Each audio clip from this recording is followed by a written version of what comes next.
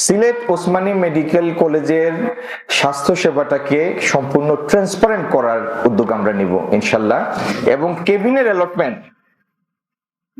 Allotment গুলি যেন transparent হয়, মানুষ জানে যে অমুক অমুক কেবিন খালি হয়েছে, তমুক অমুক কেবিন খালি হয়েছে।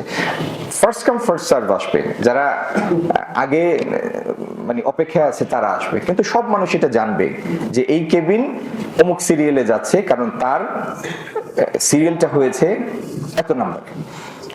তাইলে মানুষের মধ্যে হেল্পলেসনেসটা থাকবে না, বুঝবে যে না, একটা আমার সীমাবদ্ধতার মধ্যে আমি একটা স্বচ্ছ উপায় পাচ্ছি। আর 950 হচ্ছে ওসমানীর ধারণ ক্ষমতা, শামসুদ্দিনের আমাদের যেটা সদর হাসপাতাল বলি, এটা ধারণ ক্ষমতা হচ্ছে 250। আমরা মেডিকেল বিশ্ববিদ্যালয়ের অধীনে যে প্রস্তাবিত হাসপাতাল, সেটার বাস্তবায়ন ইনশাল্লাহ দ্রুততম সময় সম্পন্ন করব। আপনাদের আপ্রাণ চেষ্টা সত্ত্বেও আমি জানি, যারা আপনি যদি কোনো পাইলটকে গিয়ে কখনো বলেন আপনার প্লেন চালানোটা ভালো লাগে নাই বা আপনার ল্যান্ডিংটা ভালো হয় নাই, এর থেকে বেশি কষ্টের কিছু না। কারণ এই ভদ্রলোক তো তার জান প্রাণ সমস্ত স্কিল দিয়ে চেষ্টা করেছে আপনাকে সেফলি ফ্লাই করানোর এবং সেফলি ল্যান্ডিং করানোর।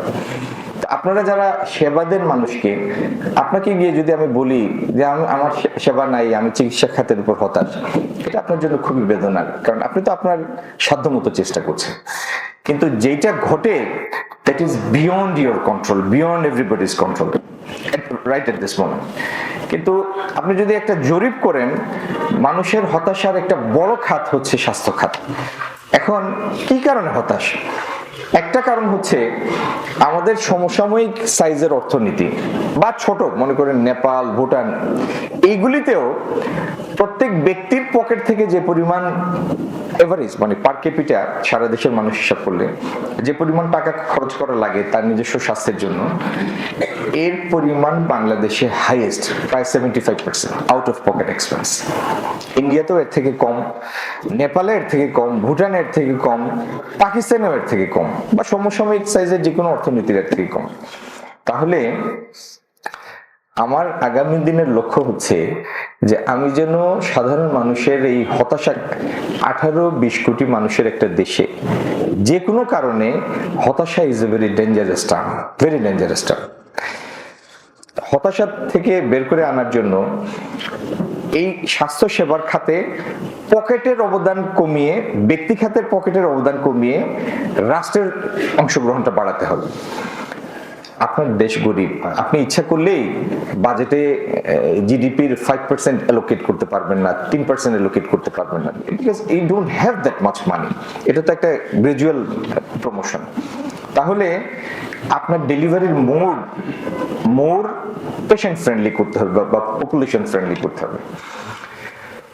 আমাদের আগামী দিনের একটা লক্ষ্য হচ্ছে কমিউনিটি ক্লিনিক গুলিকে জোরদার করা, সার্বক্ষণিক সেখানে ডাক্তার রাখা, যেন প্রত্যেকটা কারণে সাধারণ মানুষের সরকারি হাসপাতাল পর্যন্ত যাওয়া না লাগে। আমাদের এই সিলেট রমেশ মেডিকেল কলেজ হসপিটালে আমাদের সিলেটের গণমানুষের নেতা, সিলেটের বিএনপি মনোনীত প্রার্থী জনাব খন্দকার মুক্তাদির সাহেব আজকে এখানে এসেছিলেন, এবং এই অ্যারেঞ্জমেন্টটা আমাদের মেডিকেল কলেজ হাসপাতালের পরিচালক সাহেব করেছিলেন।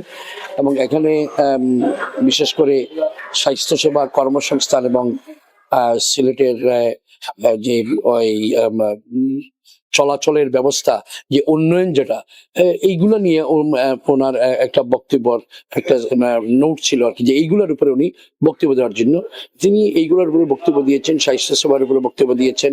এবং বিশেষ করে যে উসমানী মেডিকেল কলেজে যে বেড সংখ্যা হচ্ছে 950, কিন্তু সেখানে 2500 উপরে থাকে। এখানে এই বিষয়ে উনি বক্তব্যের দিকে বলেছেন যে উপজেলা লেভেলে স্বাস্থ্যসেবাকে আরো ভালো অবস্থায় নিয়ে যেতে হবে এবং কমিউনিটি ক্লিনিক করতে হবে। এতে করে যে একটা প্রবণতা, উপজেলা স্বাস্থ্য কেন্দ্র গেলেই সাথে সাথে ডাক্তাররা রেফার করে দিয়ে দেয় উসমানী মেডিকেল কলেজে।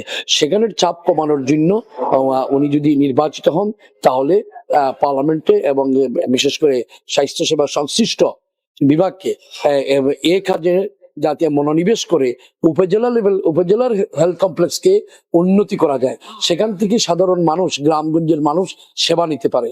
আর সিলেট সিটি কর্পোরেশনের ভিতরে যে কমিউনিটি ক্লিনিক যেগুলো আছে, সেগুলোকে কার্যকর করে যাতে সেখান থেকে মানুষ সেবা নিতে পারে। এতে করে উসমানী মেডিকেল কলেজে হাসপাতালের চাপ কমবে এবং বিশেষ করে আমাদের যে মেডিকেল অফিসাররা ছিলেন আমাদের এখানে দেখছেন আপনি যে প্রায় শতাধিকের উপরে কিন্তু নার্সরা ছিল, আমাদের সিকিউরিটি গার্ড, শিক্ষার্থী, ইন্টার্নি লেভেল ডাক্তার, মোটামুটি সবাই উপস্থিত ছিল।